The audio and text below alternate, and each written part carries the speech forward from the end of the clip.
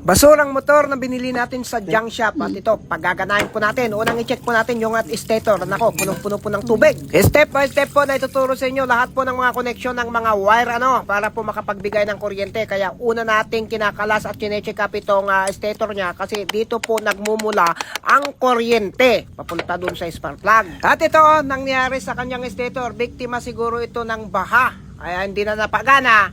Bininta na lang po sa junk shop. At tayo naman, binili na, nakita natin sa junk shop, binili. At napakadali lang pong ayusin yung mga ganito. Ayan, linisan lamang po natin ito. Survivein po natin ito. At ito, linisan na po natin ng gasolina. Ayan, okay pa naman itong stator niya. Kaya balik din natin.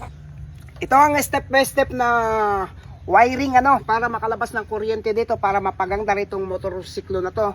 Na wala pong regulator at saka battery.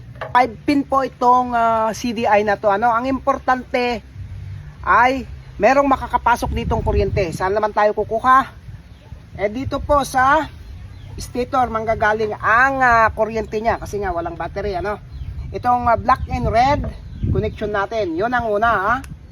Black and red. Kuryente. Meron na siyang pumapasok na kuryente dito sa CDI.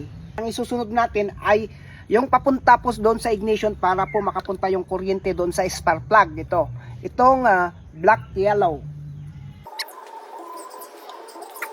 Bali dalawa na dahil 5 pin po ito. Pangatlo naman ay itong blue yellow.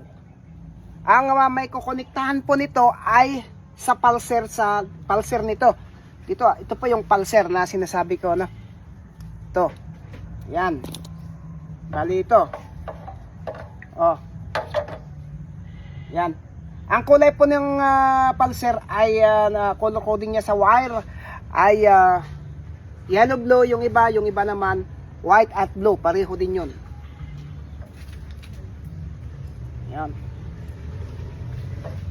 Di bale, na-connect na po natin yung tatlo. Ito pang dalawa. Ito po ay yung negative o grounded. Connect din po natin. Meron pong grounded din negative itong ignition. Ayan, pag-connectahin po natin. Fast forward lamang po tayo. Yung mga importante lamang po ang ipapakita natin para po hindi po magreklamo yung mga taong madaling makaintindi. Yung pong i-connect natin ay yung pong negative, kulay green, papunta dun sa ignition at dun sa stator. Di bali na i-connecta na po natin yung apat dahil 5 pin po ito. Ito pong black at white ay ito po switch. Kapag dumikit po ito sa positive o kaya negative, mawawala po yung kuryente.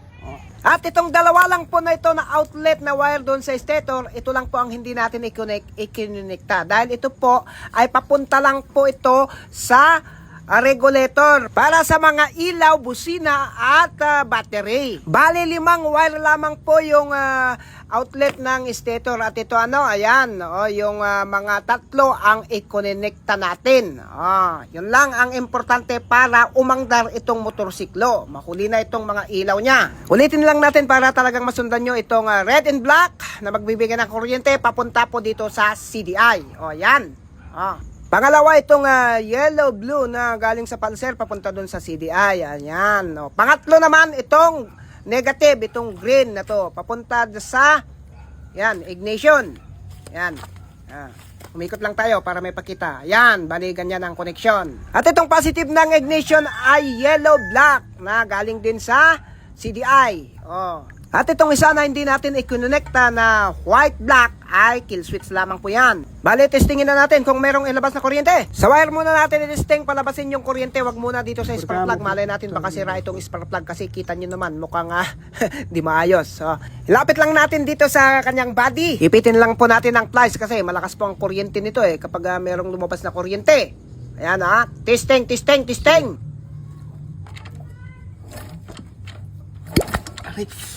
Ayun, tayo po ang nakuryente nito. Ay nako, ulitin natin. At ito, pinalitan natin yung pinanghawakan natin kasi nakakuryente natin yan. Nakita naman ninyo.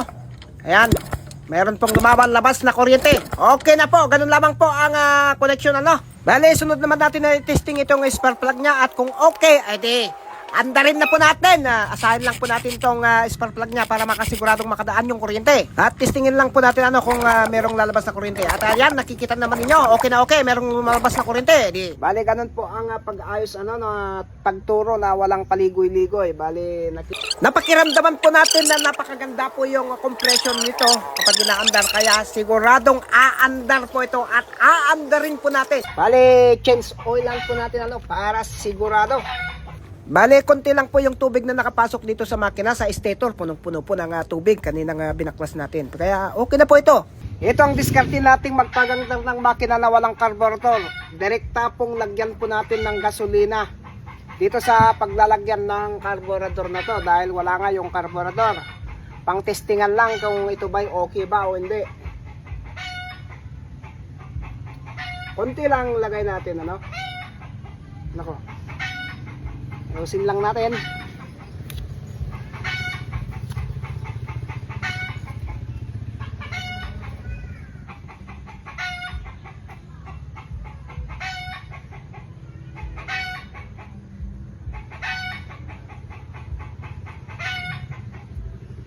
Bale, konti lang kasi kapag masubraan, mag-overflow, malunod yung spark plug, hindi makangdar.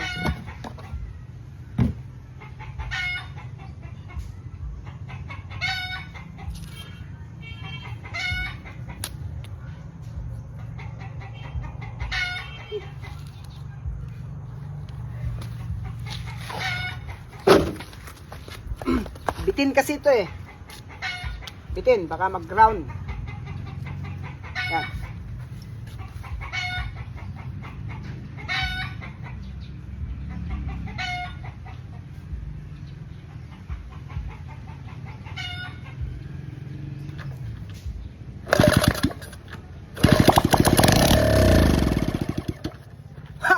Bali, ganun po kasimple Bali, na-check up natin, okay yung makina. Nairekta natin yung mga kuryente niya. Testingin pa, isa pa. Para walang masabi yung mga iba.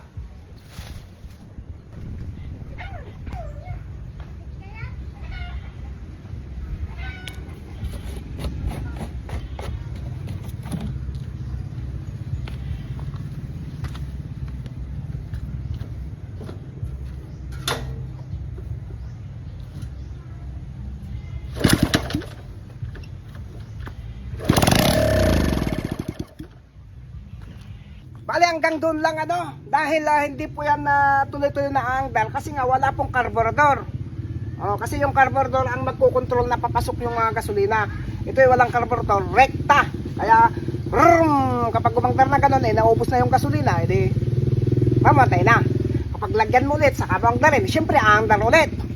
Ganun po yun Ang problema lang, syempre nagka-grounded siguro yung mga wire kaya hindi umangdar noon rinikta-rikta natin, tig isa-isa. Doon naman ang mapapala natin dito na tayo ay tumutulong. Nasasayang lamang po ang ating mga oras dito.